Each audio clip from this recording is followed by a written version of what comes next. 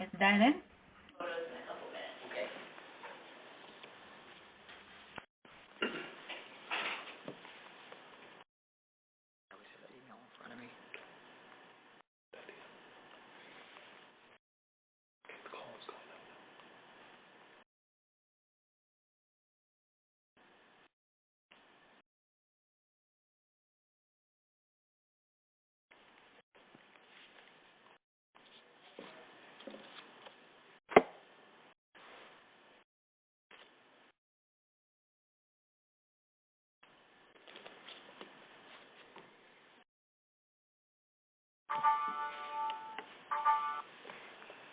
And you are listening to a live teletown hall meeting with State Representative Tom Leonard of DeWitt Township.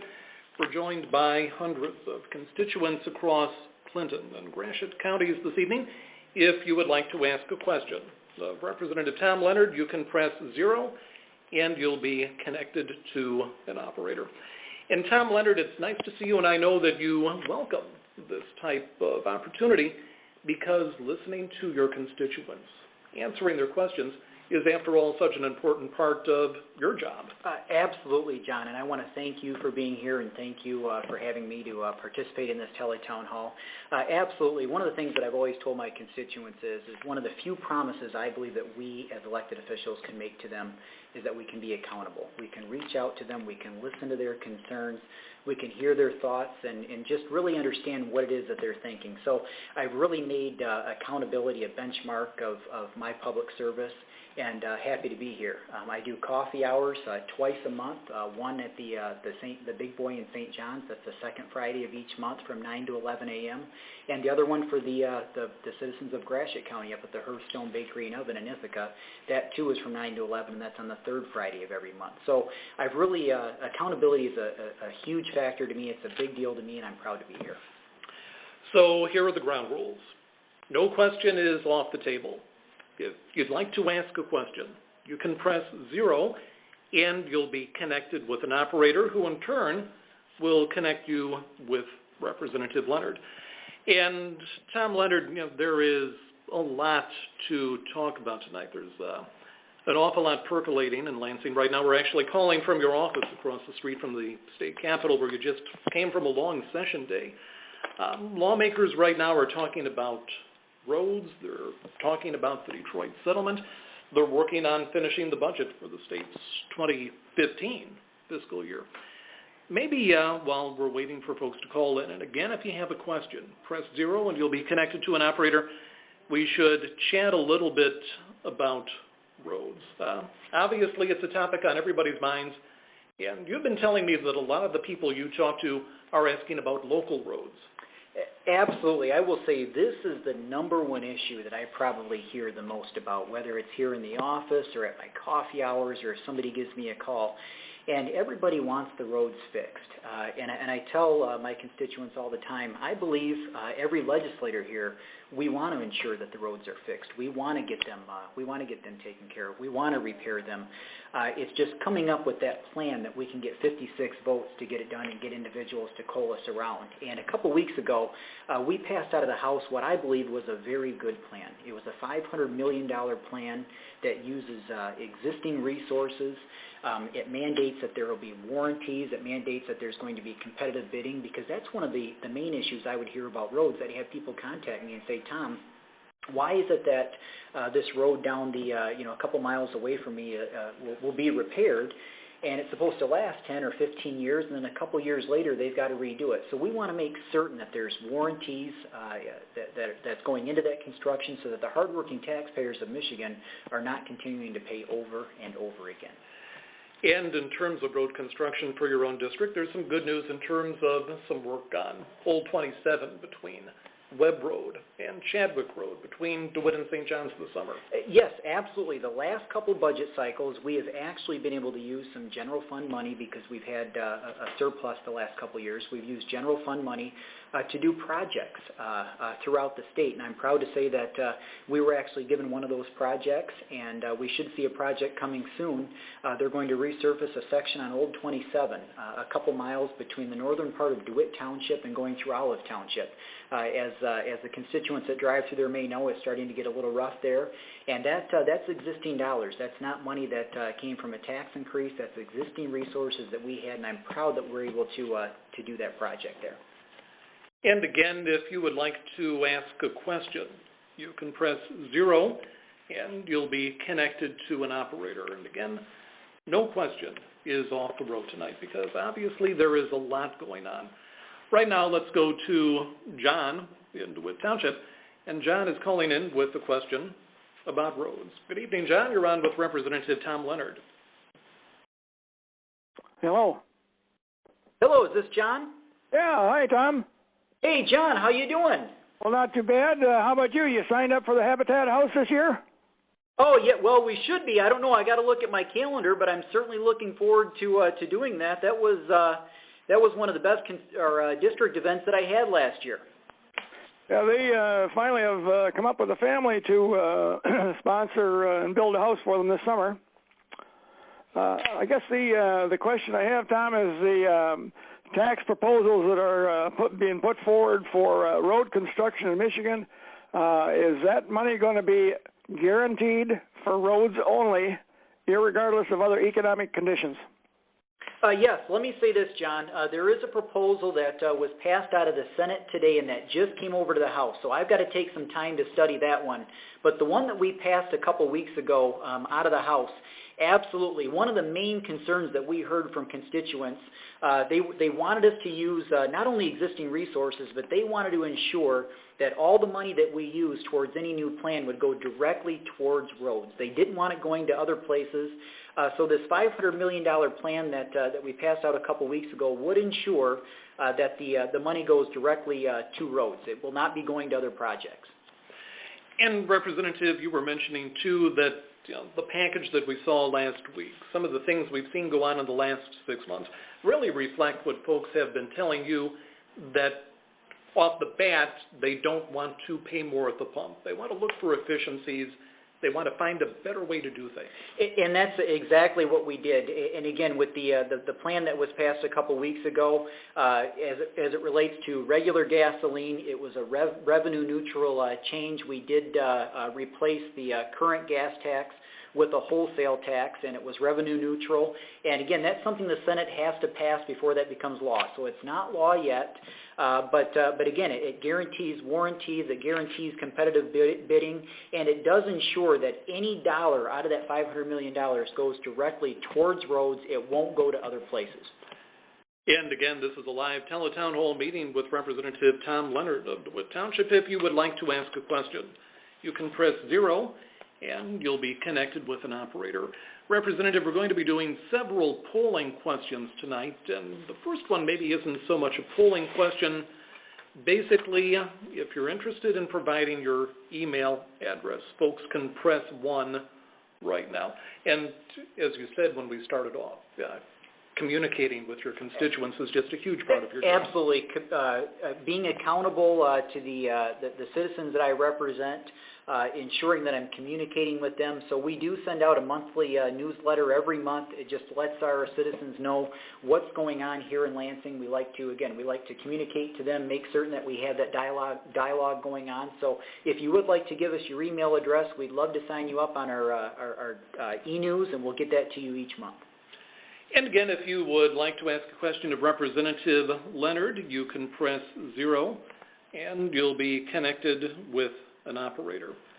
Right now, let's go to Dennis in Eagle, who's calling in, it sounds like, Representative, with a question about truckways. Good evening, Dennis. You're on with Representative Tom Leonard. Hey, Dennis. How are you? Very fine. How about you? Doing wonderful. Thank you very much for calling in. We appreciate you. Okay. Appreciate the opportunity. I'm curious, I've heard some talk about reducing the size of the maximum trucks allowed on Michigan roads from, I think, about 164,000 to 80,000 pounds. Is there any truth to that? Is that really happening? Dennis, I have not heard that. As you may know, in Lansing, representatives sometimes, there's thousands of bills, hundreds of bills that are introduced.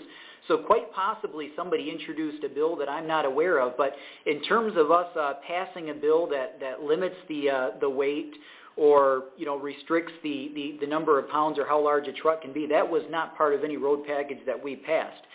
The road package did deal with, and I believe it was a win-win for the truckers and a win-win for the hard-working taxpayers of this state. What it did is if there's a trucker that's egregiously violating the law, they're intentionally putting too much into the truck and they're overweight, then it did increase the fines for them. However, if there's an accident and the gross weight was not overweight, however they had an accident, maybe extra weight shifted to an axle, it actually lowered the fine on them. So I talked to some truckers about this. They were very happy with the proposal, so it was a win-win for everybody involved. But in terms of limiting the amount of weight, I have heard of nothing of that sort. Again, if you'd like to ask a question, you can press 0. Representative, right now, why don't we go to our second poll question of the evening, and ironically, it has to do with roads. Absolutely, and here is the question. What is the most pressing need for infrastructure funding? Again, what is the most pressing need for infrastructure funding? 1, highways, 2, bridges, 3, secondary roads, 4, sewers, or 5, no opinion. And we'll watch the numbers as they roll in there. Representative, right now, why don't we go to Thomas in Grand Ledge, who's calling in with another road question. Good evening, Thank Thomas. you. Are you there? Hey, Tom, how are you? Hi, Representative. Hey. Are we connected? Yes, we are. Hello? Thank you very much for being... Okay, Yep, wonderful. I have a question for you, Tom. Sure. There's a road in central Clinton County called Cutler, which was a dirt road up until about a year ago, and it got paved. And we all would like to know why, seeing as how it doesn't get any traffic whatsoever.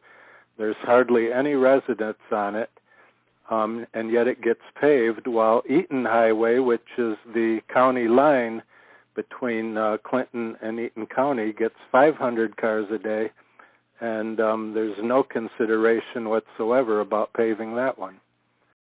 Tom, I So tell who you... makes these decisions? That would most likely come from MDOT, the Michigan Department of Transportation. So we appropriate the funds, and then they dictate or they decide which projects are going to go forward.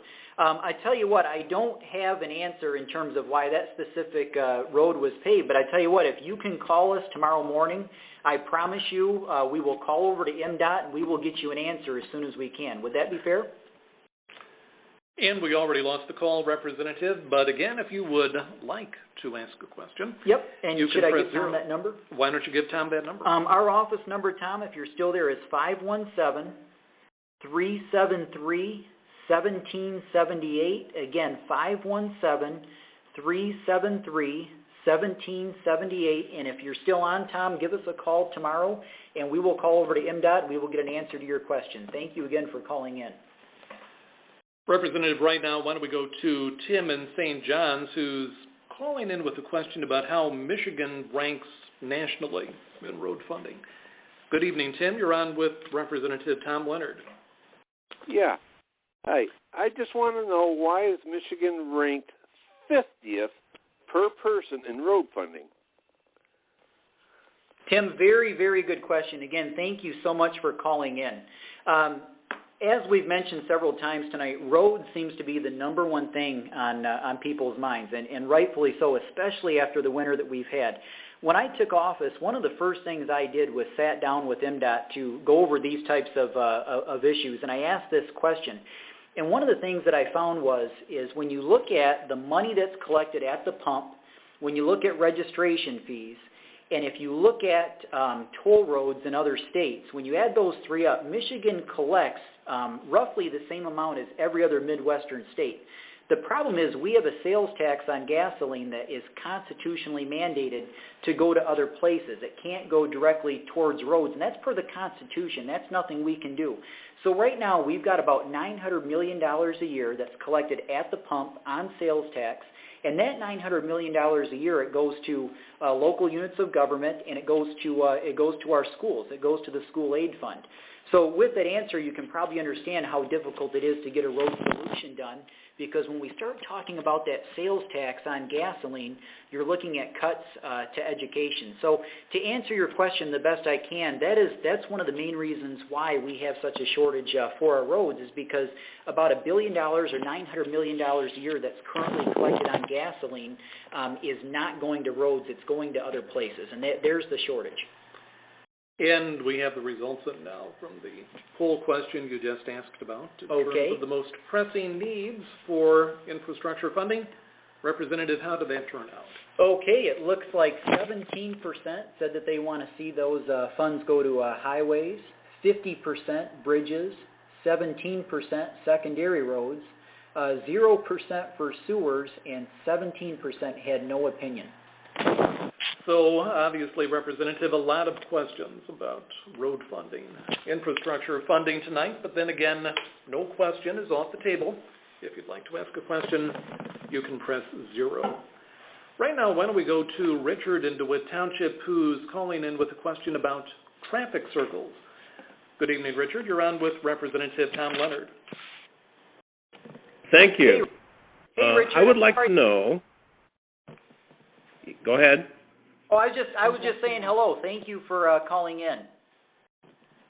Okay, I would like to know if the state has examined the efficacy of construction of traffic circles as a method to reduce energy use and costs, for that matter, to all of us, as well as travel times that we incur.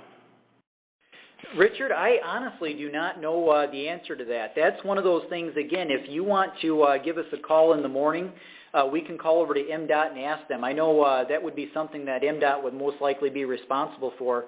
And I honestly, I do not know if that type of study has been conducted or not, but we can certainly get you an answer. Would you like for us to call over there for you tomorrow? We can assume that he'll be calling on in, Representative. Okay. A lot of questions coming in right now. Again, if you'd like to ask a question, you can press 0, and you'll be connected with an operator. We have some education questions coming in. It looks, Representative, like we have several questions coming in about the budget for the 2015 fiscal year. The reality is that the budget is one of those things that affects all of us every day, because we are talking about money for roads, for schools, for inspections at stores, gas pumps, that kind of thing. Ultimately, would you call this an efficient budget, an effective budget? Absolutely. And those are two great words, I believe, to describe it. When you're talking about an approximately $50 billion budget, I tell folks all the time, certainly you're not going to agree with every line item in there, but I like to look at the big picture. And having been a former prosecutor, I like to make certain that we are investing in public safety. I believe government's number one duty has to be to protect its citizens. And I'm proud to say last year's budget that we were able to complete, again, 4 or 5 months in advance. We got it done by the beginning of June so that our local units of government and our schools could plan. Last year it allowed us to pay for an extra trooper school. As you know, John, over the last 10, 15 years, our state has suffered some very, very difficult and tough cuts. And we have, our troopers were reduced quite a bit, and we were able to replace a trooper school last year and add another 100 troopers to the roads. We were able to put in an additional $400 million towards education. And I tell you, the part that I'm most proud of in regards to the education piece is that we were able to ensure that every one of the schools in the 93rd District, Clinton and Gratiot counties, actually received the greatest per pupil funding bounce.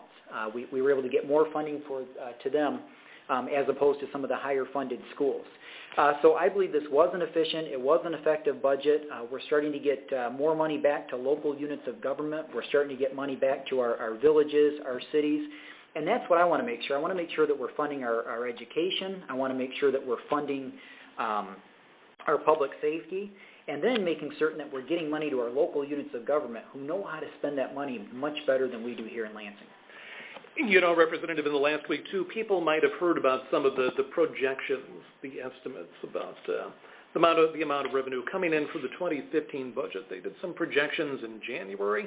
They did some projections again next week, in essence saying that the January projections were maybe a little too optimistic. But the bottom line still is that the state is running a surplus. We're not seeing these $1.5 billion shortfalls we saw in 2008, 2009. Absolutely. The news is still good news. It's just not as good as what it was back in January. And that's where we're at. When the revenue estimating conference came back in January, we were looking at about a $900 million surplus. And that's why we do these every 6 months, to ensure that our books are balanced and we're doing what we're supposed to be doing with our finances. And this last one that came back in May actually found that it's actually about a $300 to $350 million surplus. So $600 million less than we thought, but that's not a deficit. It's just the surplus that we thought was $900 million is only $300 to $350 million. So we are going to have to do some trimming with this current budget. Some of the programs we wanted to add extra funding to, possibly some of the road projects, we may have to look at trimming some of that back. But again, the news is still good news because we are running a surplus. The days of running a $1.2, $1.5 billion budget deficit, the days of government shutdowns, those are behind us. We're getting the budget done in a timely manner, and we are running a surplus, and I'm very proud of that. Representative, right now, why don't we go to Mary Ann, who says she's a senior citizen and has some question about not having access to the Internet. Good evening, Mary Ann. You're on with Representative Tom Leonard. Hi, Representative. How are you? Hey, doing wonderful. How are you? Fine. And what my question is why do places, and I heard you saying about shooting people email, I feel kind of like they discriminate against, I'm a disabled senior citizen. I don't have internet. I don't have email. So consequently, I'm cut off from, like you shoot emails to people, and a lot of financial institutions want to charge you $5 because you don't go paperless. And, I just wondered, is there anything that can be done about that? Do you publish your meetings or your coffees or whatever they are in the Bath DeWitt Review? I'm in Bath Township. Or is it just strictly email? Because, see, I don't have access to any of that.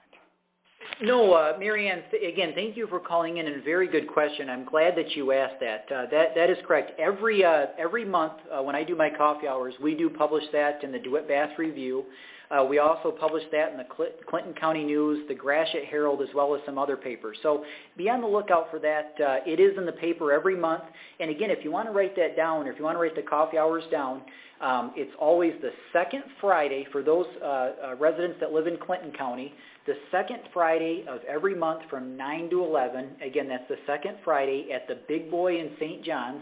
And then the following week on the third Friday in Ithaca at the Hearthstone Bakery and Oven. And those are ongoing coffee hours. They're every month, every second Friday, and every third Friday I will be there. Again, the second Friday at the Big Boy in St. John's, and the third Friday at the Hearthstone in Ithaca. So we would love to have you there, and it's a great way for me to communicate and be accountable and accessible to you. And I know, too, Representative, when somebody contacts your office, you do respond with a letter in writing. Yes, we do. We've got a rule here in the office. Any person that contacts our office, whether or not that's a phone call, an email, or if they walk in, if we can at all possible, if we have their address, there's a rule in the office that every person gets a written response. That's a rule that we have to make sure that we're being accountable to our residents. So, Mary Ann, if you call in or if you write the office, you will certainly get a response. But we'd love to have you at the coffee hours. Representative, right now, why don't we do another poll question? Let's go to poll question number 3, which is about vocational education.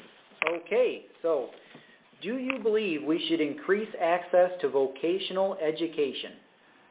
1, yes, 2, no, or 3, no opinion. Again, do you believe we should increase access to vocational education. Press 1 for yes, 2 no, and 3 if you have no opinion. And Representative, this is an area where lawmakers have been working during your first term here in Lansing, because, you know, you do hear stories of communities across the state, probably communities in your district where small businesses, family businesses are having a hard time hiring somebody in the skilled trades. Absolutely. This is a big deal for myself and many of my colleagues. I listen to a lot of the constituents, and as you know, the 93rd District, again, that's comprised of all of Clinton and most of Gratiot County, is 85 to 90% agriculture. Agriculture is a huge deal for our district, and rightfully so. And a lot of the farmers that I talked to said, Tom, we need more vocational ed training. In fact, John, I'll tell you a quick story. I met with somebody from the Michigan Agribusiness Association, and one of their association members had 2 job openings. The first was for a computer programmer, and it was going to require a 4-year degree. It would pay $30,000 to $35,000 a year with health benefits. They had over 100 people apply for that position. That same company also had a position for a welder, and it required the welding certification. It was going to pay almost double what the computer programmer was going to pay, offered the same health benefits, and they only had 2 people apply for the position. And that's because we have a lack of welders. We have a lack of builders, and we need to make certain that our young men and women are being educated for these jobs of the future. I'm all about our young men and women getting educated and going to college if that's what they want to do and obtaining their degree. But the one-size-fits-all approach does not work for everybody. We need to create opportunities for our young men and women that want to be those welders and go and earn those great jobs. And again, Representative, you know, the employment picture in Michigan right now is not as grim as it was in 2008, 2009. But still, you don't want to be in a situation where jobs are going wanting because there's nobody to fill them. No, and in fact, I was talking to a contractor, and he was telling me, Tom, if we don't start getting some of these young men and women trained, he said, I'm going to have a work shortage here in the next 3 to 4 years, and that's what I'm hearing from a lot of contractors. I talked to a friend of mine from the district who's actually wants to have some work done on his home, and he's having difficulty finding a contractor right now because they are so booked. And they've got a lack in the workforce. So again, this is something we certainly need to address. Our young men and women, they can have great careers in the skilled trades, and we need to make certain that they are receiving that training so they can go and they can earn those jobs. Why don't we take a look at the results from the poll question that you asked? Do you believe we should increase access to vocational education? And 65% responded with yes. 13% no, and 22% were undecided. So that 65% number, that's about what I hear. I'd say at least 2/3 of the people that I talk to that come to coffee hours, when I do town halls, have meet and greets, about 2/3 of the people, they're telling me we need more choice in education. We need to train our young men and women for these vocational, give them more vocational training. Representative, we were talking a little earlier about Michigan's position nationally in terms of per capita funding for roads. With that, why don't we go to Ed, who sounds as though he's following up on a question that we heard about a little earlier along those lines. Hello, Ed. You're on with Representative Tom Leonard. Yes, Representative. Thank you very much for taking my question. Thank you, Ed, for calling in. We appreciate you. I'm referring to a Sunday, May 18th information regarding Michigan's or Great Lakes highway spending per capita. As far as the 50 states, it ranks Michigan last with $135 state highway expenditures per capita. A neighboring state, Ohio, spends $234 per capita, almost twice as much as Michigan. And I was in Ohio a couple days ago, probably a couple weeks ago. At that time, gasoline in Ohio, in Toledo, was $3.41 a gallon. Gasoline in Michigan was $3.79 a gallon. And if you rank Michigan by gasoline taxes, Michigan has one of the highest gasoline tax rates in the country. So you talked about contacting the MDOT. I wonder if you could contact them and ask them why Michigan has one of the highest gasoline tax rates in the country, yet it ranks last as far as state highway expenditures per capita. And in that same article, they're talking about state spending on highways. It says in Michigan it decreased by 12% from 2010 to 2011. So that's a 12% decrease in state spending on highways in Michigan. And yet at the same time it says that nationwide highway spending among states declined by 1%.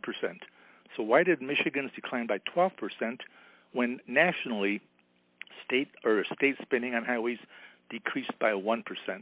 And you also mentioned the fact that there's some legislation being proposed which would change the way state gasoline taxes are assessed to a wholesale percentage rather than a per gallon tax. Is this going to be the same runaround that we had 10 or 15 years ago, when or maybe 30 years ago, when the state lottery came into effect? At that time, we were told that all the state lottery money would be spent on education, and that did happen. The money revenues from the state lottery were spent solely on education, but at the same time, other funds that were spent on education were diverted to other uses. So, in effect, there was no increase in state spending on education. The extra revenues that were obtained from the lottery were taken away by education funds being diverted to other uses. Yes, let me try to answer those the best I can. First, I do talk to citizens quite a bit who do feel they bring up the lottery issue quite a bit, and they want to know about that funding, the money that's collected for the lottery going to education. And that only equates to about 8% of the school aid funding. So the lottery money is going to schools, but it's in no way, it's nowhere near, makes up for anywhere near 100% of it. In regards to the question about the money that's collected and the money that's going to roads, and I'd mentioned this earlier, I did meet with MDOT probably, I'd only been in office maybe 1 or 2 weeks. I did meet with MDOT. And road funding typically comes from 3 sources. It comes through a tax on gas, it comes through registration fees, or toll roads. And when you look at all the Midwestern states, all 3 states collect about the same amount of money when you add up those 3 and put them together. So we're right about where all the rest of the Midwestern states are. Some of the states are going to have lower gas prices, and that's because they have toll roads. Fortunately, we don't have those in Michigan, so our citizens aren't paying $3 and $4 every time they use an expressway. However, one of the big factors is we are the only state in the Midwest, and I believe in the country, that has a sales tax on gasoline that doesn't currently go to roads. Anywhere from $900 to $1 billion a year that's collected on our sales tax, which is on gas, goes to education or the school aid fund and local units of government. So that's where that shortfall is, and that's where that $900 to $1 billion, that's where it needs to be made up.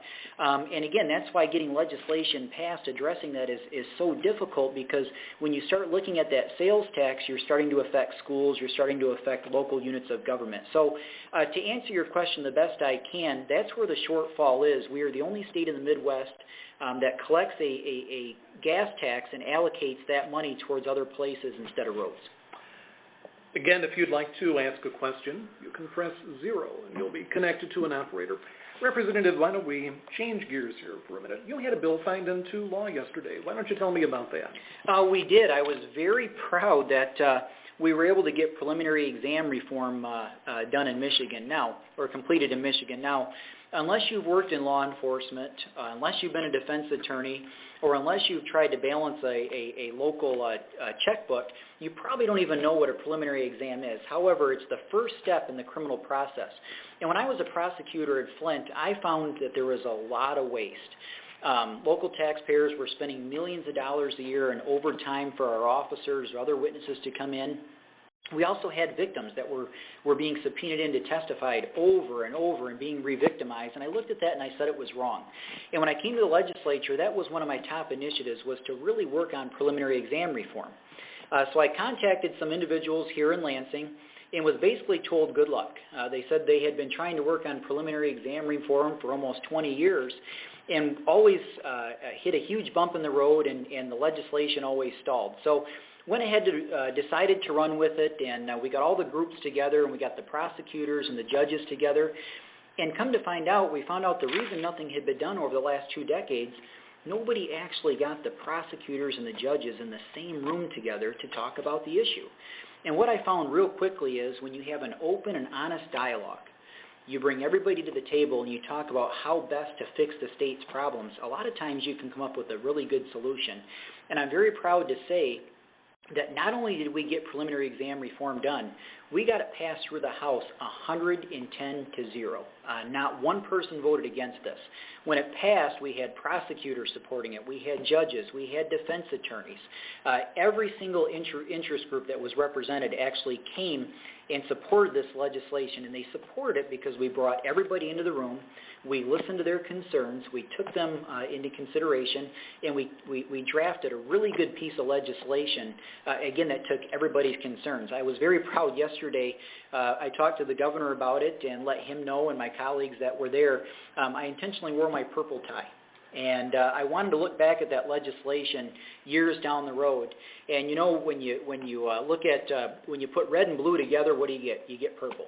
And I was so happy that we were able to get this done in a bipartisan fashion by having everybody work together. So again, this was a huge victory for taxpayers and for victims here in Michigan. And you were telling me, Representative, that your constituents understand that folks at the Capitol are not always going to agree, but they do hope that you'll find common ground.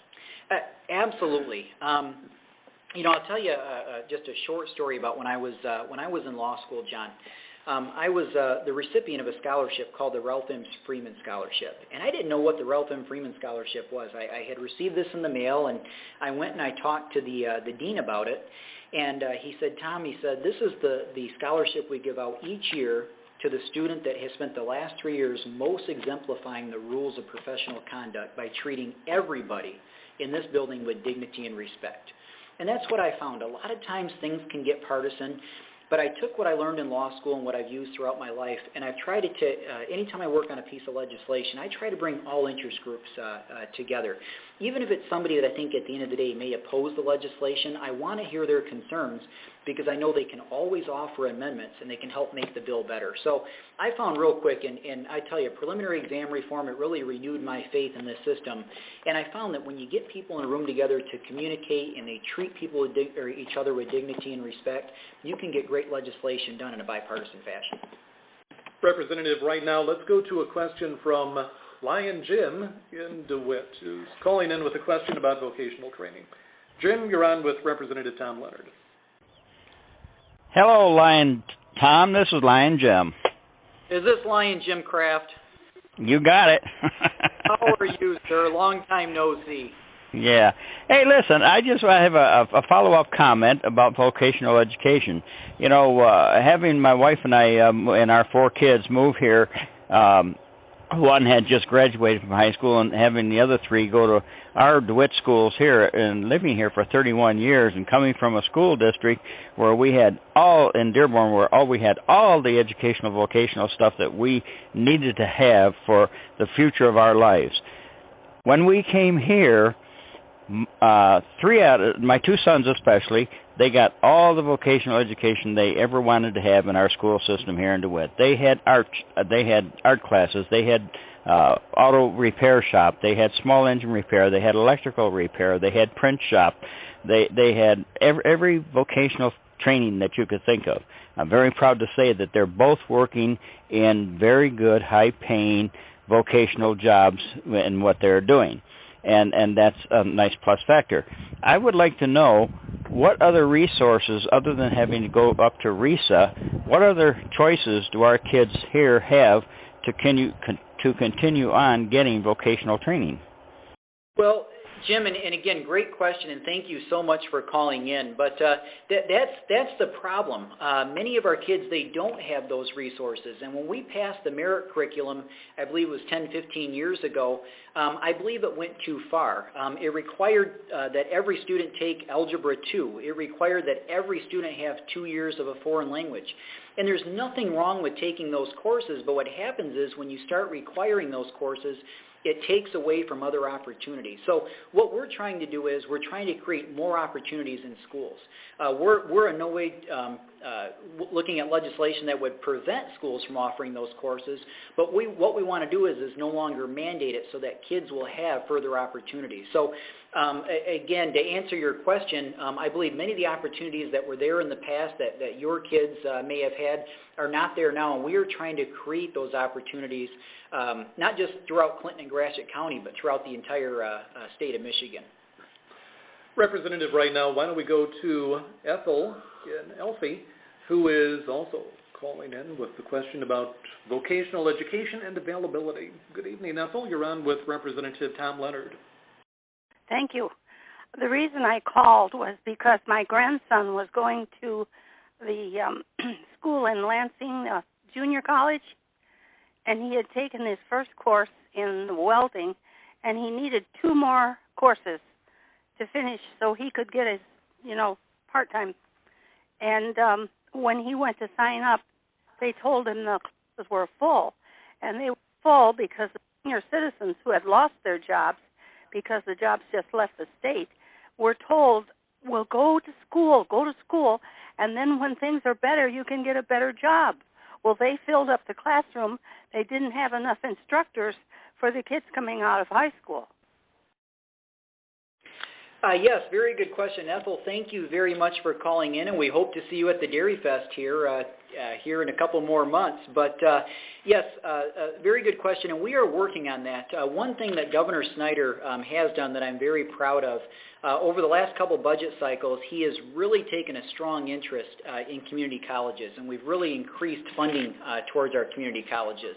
And it's typically the community colleges that are going to be offering a lot of those vocational training courses and some of those advanced courses. We can start the students in high school, but more than likely they'd have to go finish in a community college. And we've looked at more funding towards our community colleges, and there's no doubt, based on the studies that I have seen, bang for the buck, our community colleges are some of the best education centers that we have around. So I'm hoping that as we continue to get more money towards our local community colleges where they can offer courses such as welding, that you will see more of those courses open up, and students like your grandson will have more opportunities.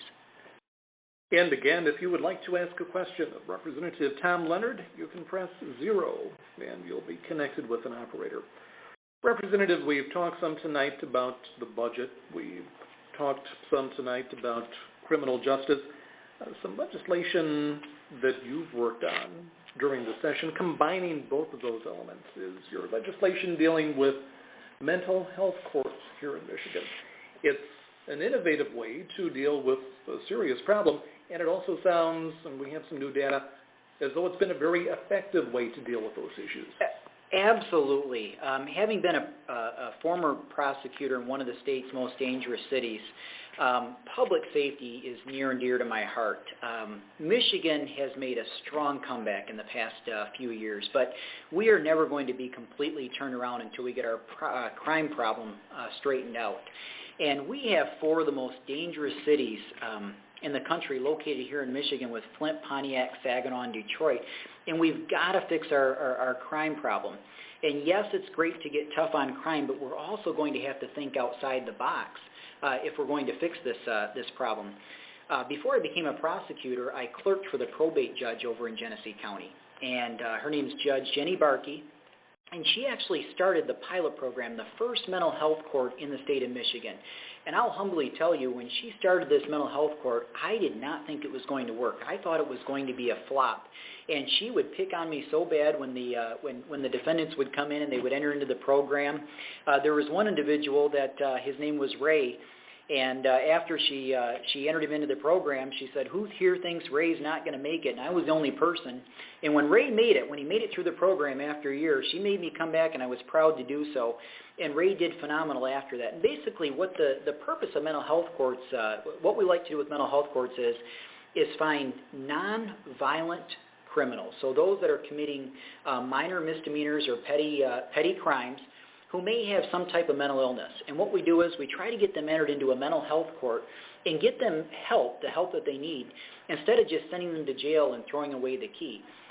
And we have found that since we started working on mental health courts here in Michigan, and I was proud to co-sponsor 4 pieces of legislation that expands mental health courts here in our great state, recidivism has gone down 300% for those that are in those mental health courts.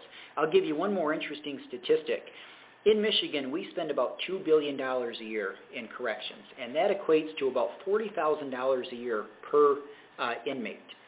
If an inmate is in prison and they have a mental health problem, it costs the taxpayers $120,000 per inmate. So if we can address this issue, if we can get these men and women the help that they need before they progress or commit a violent crime and they go to prison for life, costing us $120,000 a year, I believe it will not only keep us safer, it'll help these individuals prosper in life, and it'll also save our taxpayers a lot of money going forward. Along those lines, Representative, we were talking about how lawmakers in the next few weeks are finishing work on the state's budget for 2015. Every year, every budget cycle, you hear individuals from both parties say we have to find ways to deal with the cost of corrections. We can't spend so much incarcerating people. That's right up that alley, is that? Absolutely. I've been saying you don't reduce prison costs by letting violent criminals out. That's not the solution as far as I'm concerned. Public safety is the most essential duty of government. We have to keep our people safe. So instead of just opening up the gates and letting violent criminals out, what I want to ensure is that we're getting people the help that they need before they become that violent criminal. And I saw so many people that came through that mental health court that were very, very good people. Their hearts were in the right place, but when they got off their medications, they were a different person. And what we want to do is make sure that we're getting these individuals into these mental health courts, getting them the help that they need, keeping them on their medication. And for many of these folks, we actually help them find jobs. We help them get back into school. We help them become, again, productive citizens of our society. So now, instead of costing the taxpayers $120,000 a year, they're paying taxes, which is a good thing. Representative, we should start to wrap up here, but maybe just to reiterate again, obviously, listening to constituents, hearing what they have to say is a huge part of your job. So they can give your office a call, drop you an email, and it sounds as though the coffee is on both in Clinton County and Gratiot County too. Absolutely. Would love to see you the second Friday of any month at the St. John's Big Boy, or the third Friday at the Hearthstone. Again, those are each from 9 to 11 a.m. You can email me at tomleonard@house.mi.gov. Again, tomleonard@house.mi.gov. Or give us a call anytime at 517-373-1778. Accountability is, I believe, again, is one of the most important things that any elected official can offer back to their constituents. I want to be accountable. I want to be accessible. So feel free to email us, call us, or stop by our coffee hours anytime. Representative Tom Leonard, thank you very much. John, thank you. Appreciate it.